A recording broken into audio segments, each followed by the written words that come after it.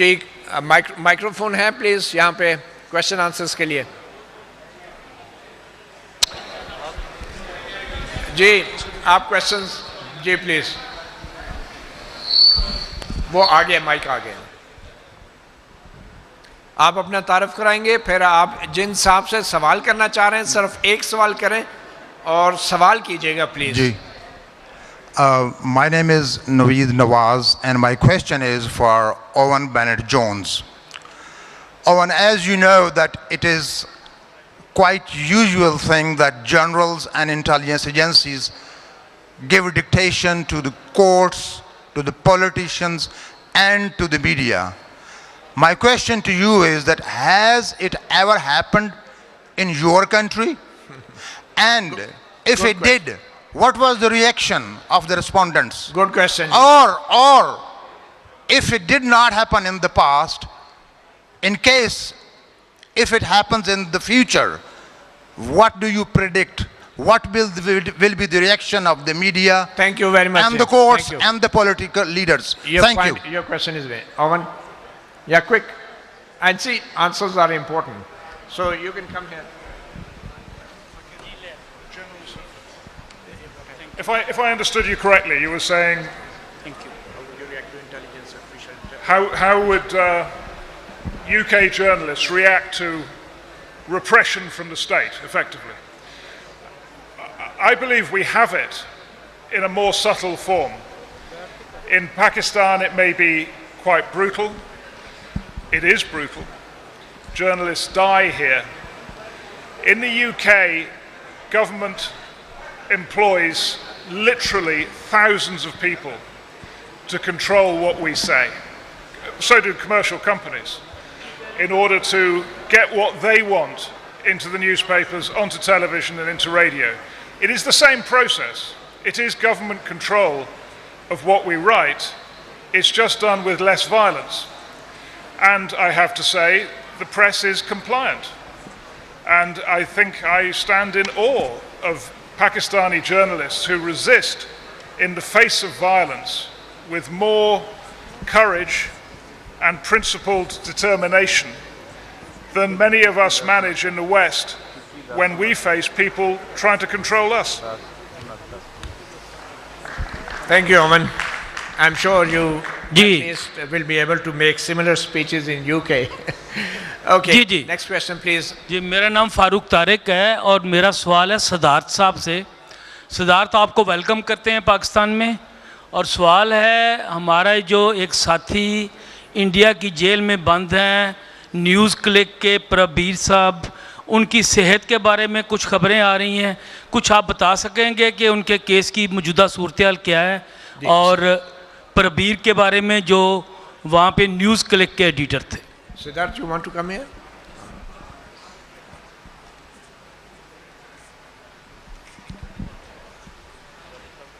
जनाब सवाल के लिए बहुत बहुत शुक्रिया। प्रबीर पुरकायस्त उनकी उम्र जो है तकरीबन 75 साल की है, और पिछले अब 6 महीने से ये एंटी टेररिस्ट एक्ट के तहत उनको बंद किया गया है। प्रबीर जो हैं ये फाउंडिंग एडिटर हैं न्यूज़ क्लिक, जो एक डिजिटल न्यूज़ वेबसाइट है, इंडिपेंडेंट है, प्रो पीपल है, और इस वेबसाइट ने जो हिंदुस्तान में जो किसानों का जो आंदोलन चला और भी जो स्ट्रगल्स हैं लोगों के, उनके बारे में रिपोर्टिंग की है बड़े इंडिपेंडेंट और फ्री तरीके से। तो इन पे इल्ज़ाम जो है सरकार ने लगाया है कि आपने चीन से पैसा लिया है, और ये एकदम बेबुनियाद आरोप है, बेबुनियाद इल्ज़ाम है, क्योंकि सारा जो पैसा इनको मिला है वो बैंकिंग चैनल से मिला है और उसकी आइडेंटिटी सरकार को अच्छी तरह से पता है, लेकिन उसके बावजूद जो है ये केस फैब्रिकेट किया गया है, और जिस कानून के तहत उनको गिरफ्तार किया गया है इस कानून के तहत बेल मिलना बहुत मुश्किल है, और इसी वजह से जो है इसको उन पे ये चार्जेस लगाए गए हैं, क्योंकि अगर मामूली कानून के तहत उनको गिरफ्तार करने की कोशिश की जाती तो शायद अब तक उनको ज़मानत मिल जाती। तो मकसद यही है कि एक आदमी को जेल में रखो और हज़ारों की तादाद में लोगों को डराओ धमकाओ। थैंक यू सिद्धार्थ जी मेरा सवाल जो नासिर जैदी साहब से है जी। जैदी साहब, पाकिस्तान में मीडिया की आज़ादी के हवाले से जदोजहद की तारीख तो बहुत पुरानी है और आपने रोशनी भी डाली है, लेकिन इस वक्त जो सूरत हाल चल रही है कि मीडिया जो है वो भी काफ़ी हद तक कंट्रोल, बल्कि कंट्रोल से भी अगली सूरत चल रही है, क्योंकि इस वक्त हमारे यहाँ ना तो ट्विटर चल रहा है, ना फेसबुक और बाकी जितने भी सोशल मीडिया के जितने भी ऐप्स हैं वो प्रॉपरली चल रही हैं, और जो रेगुलर मीडिया है उसको एडवाइस आती है और वो उस एडवाइस को फॉलो करता है। तो क्या ऐसी सूरत हो कि पाकिस्तान की जो सहाफ़ियों की नुमाइंदा तंजीम है, Pakistan federal union of journalist, और इवन जो हमारे एक Pakistan bar council, supreme court bar council के साथ भी एक जर्नलिस्ट प्रोटेक्शन का सारे मामलात हैं, कैसे ये मामला आगे बढ़े, क्योंकि इस वक्त तो वाकई आवाज़ जो है वो नहीं उठ रही। Thank you. और कोई बात नहीं हो रही। जी नासिर जैदी साहब।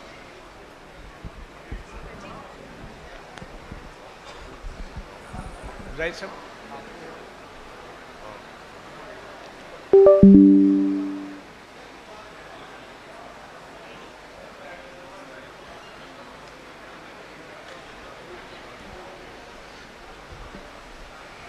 देखिए, बात ये है कि सोशल मीडिया और डिजिटल प्लेटफॉर्म्स को हुकूमत जो है वो कंट्रोल कर रही है।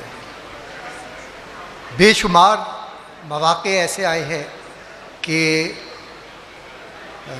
इलेक्शन के दौरान भी मीडिया को बंद किया गया। अब बात ये है कि ये तमाम एक्शंस तो हो रहे हैं, इन एक्शंस को के ख़िलाफ़ हमारे पास कौन सा रास्ता है रोकने का।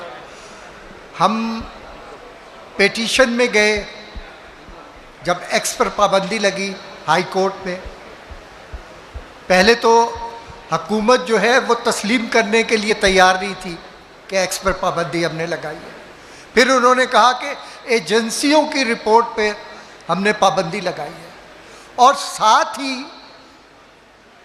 ये मैं आपके लिए बता रहा हूँ कि साथ ही जिन पेटिशनर्स ने डिजिटल प्लेटफॉर्म पर पाबंदी के लिए पेटिशन हाई कोर्ट में दाखिल की थी, उनको डीप स्टेट के लोगों ने फ़ोन किए और अपने ऑफिस में बुलाने की बात की और उनको प्रेशराइज करने की बात की कि आप ये पेटिशन वापस ले लें, नेशनल सिक्योरिटी का मसला है। तो ये सारी चीज़ें जो है इनको हम किस तरह से इसके ख़िलाफ़ जो है वो आवाज़ बुलंद करें। लीगल पॉइंट पे भी हमें आवाज़ बुलंद करनी चाहिए, पीएफयूजे के लेवल पे भी हम जो है इस मसले पे एक ओवरऑल स्ट्रेटजी बनाने का सोच रहे हैं कि हमें इसके लिए जो है वो मुनज़्ज़म होकर पूरे पाकिस्तान में लोगों को अवेयर करना चाहिए और आवाज़ उठानी चाहिए। एक ही रास्ता है कि हम सिर्फ एहतजाज कर सकते हैं, हमें एहतजाज करते रहना चाहिए। Thank you very much. अस्सलाम वालेकुम। Introduce yourself. I'm Khalid Ranjha, advocate Khalid Ranjha. क्योंकि ये सेशन आसमा जहांगीर साहबा के हवाले से है, तो Asma Jahangir is remembered for her courage to fight, her courage to name names. But हमारे जर्नलिस्टिक कम्युनिटी हो, हमारे पॉलिटिशियंस हो, हमारी सिविल सोसाइटी हो, मुझे लगता है कि आसमा जहांगीर की लेगेसी को कंटिन्यू करने के लिए हम उतने करेजियस नहीं हैं जितनी आसमा जहांगीर थी। हम ये कॉन्फ्रेंस तो हर साल करते हैं, लेकिन वो जो उनके करेज की ट्रेट थी उनको हमने अभी तक अपनाया नहीं है। तो मेरा क्वेश्चन आपसे है, आप मॉडरेटर हैं इसलिए मैं आपको माफ़ी नहीं दूंगा, आप कुछ बात कीजिएगा कि हमारे सहाफ़ियों को उठाया जाता है, तो जो भी उठाया जाता है वो जब वो रिलीज़ होता है तो कहता है मुझे नॉर्दर्न एरियाज़ की सैर पे ले गए थे। तो why don't we have the courage to name names? आप में ये करेज क्यों नहीं पैदा हुआ कि आप बताते कि आपके एबडक्टर्स कौन थे, आपके टॉर्मेंटर्स कौन थे, किन लोगों ने आपको उठाया, कहाँ रखा गया। जो भी उठाया जाता है वो कहता है मुझे नॉर्दर्न एरियाज़ में ले जाया गया, हालांकि ऐसा नहीं है। तो हमें कौन से प्रेशर्स हैं और कब हम इस पोजीशन में होंगे कि we have to courage to name the names. Thank you for this question.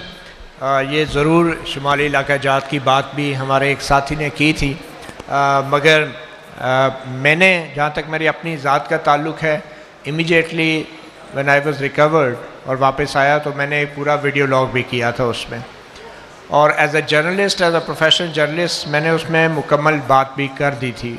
और उसके बाद मैंने एक मजिस्ट्रेट के सामने बयान भी पूरा रिकॉर्ड कराया, वो भी पब्लिक रिकॉर्ड का हिस्सा है।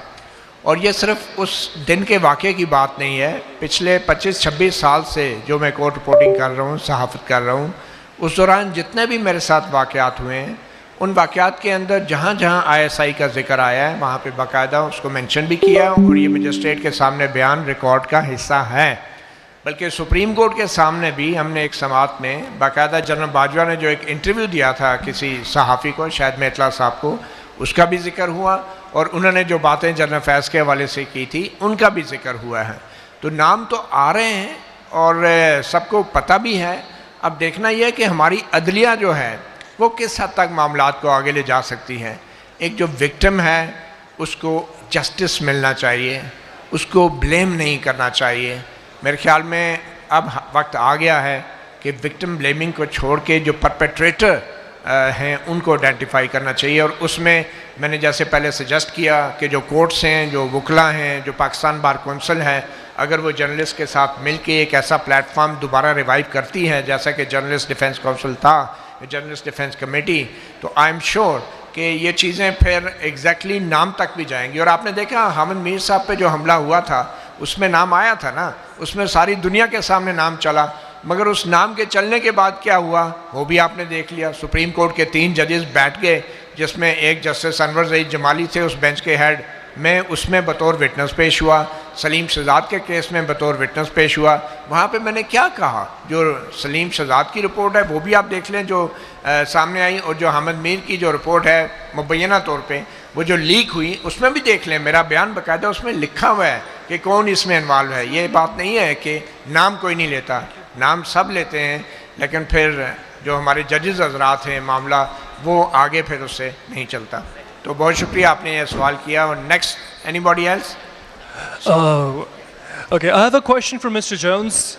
First of all, welcome to the conference. The question that I have is that when journalists try to report Please something... introduce yourself first. Okay, first. My name is Abdul Razak, and I'd like to ask a question that when genuine journalism takes place, one of the biggest issues that it faces is perhaps what is described as fake news. And even in the Western countries, the term fake news is being used in order to control or perhaps, diminish the genuine journalism that is taking place. So how do you as a journalist reconcile between the need to control such fake news and how the actions taken might encroach on genuine news that is being presented in the country?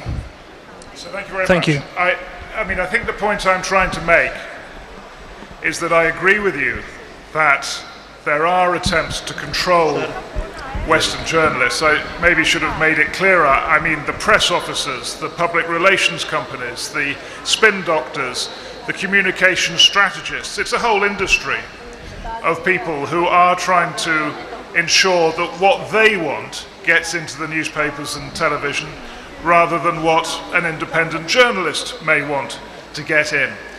And it's extremely difficult to deal with because 24-hour news and newspaper deadlines, short-staffed, short of money, they rely on press releases, on steers from government, from officials, from companies in order to get content to fill their publications. So it's not easy to resist the temptation to take the food, the information that is being spoon-fed to us and to repeat it. There is a solution. Just as I urged you to look at digital communities around the world, bringing journalists together with maybe foundation funding in order to be genuinely independent.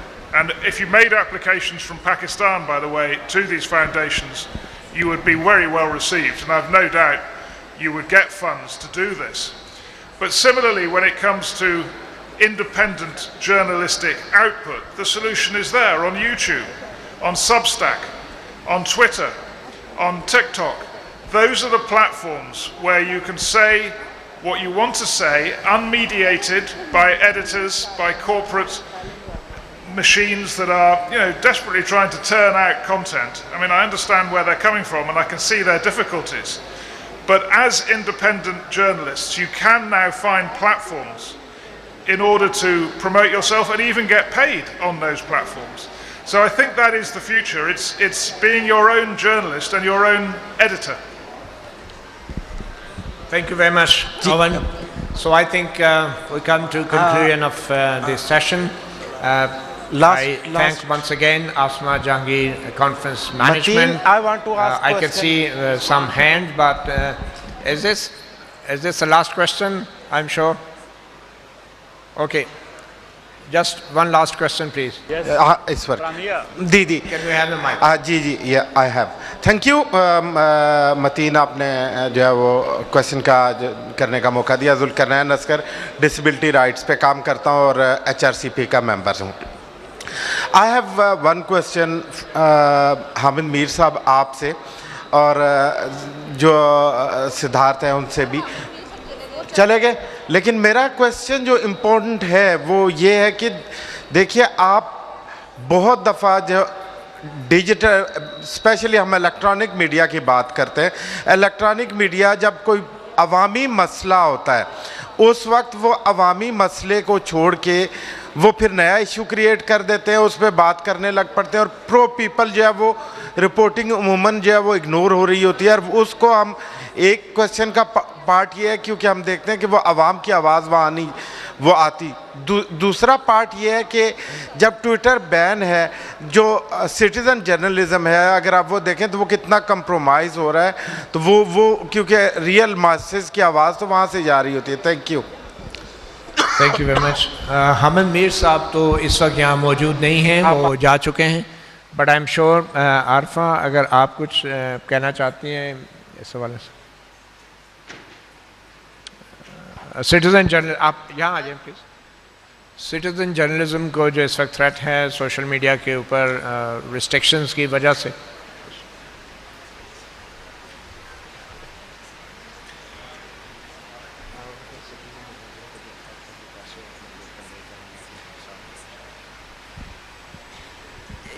जी देखिए, यही हम I think हमारी बदकिस्मती यही रही है पाकिस्तान की, ख़ास तौर पे इस वक्त कि जो इंस्टीट्यूशनल प्लेटफॉर्म्स हैं वो तो बिल्कुल कमज़ोर पड़ गए हैं, ना होने के बराबर हैं. उधर तो जो आम लोग हैं ना उनकी बात होती है, ना कोई गुंजाइश बची है.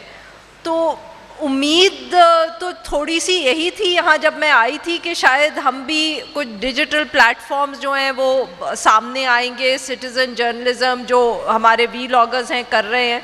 पर सिद्धार्थ साहब की बात सुन के मेरी उन उम्मीदों पर भी पानी फिर गया, क्योंकि उन्होंने कहा है कि ख़त्ते में अब इधर भी सब इसके ऊपर भी सेंसरशिप हो रही है.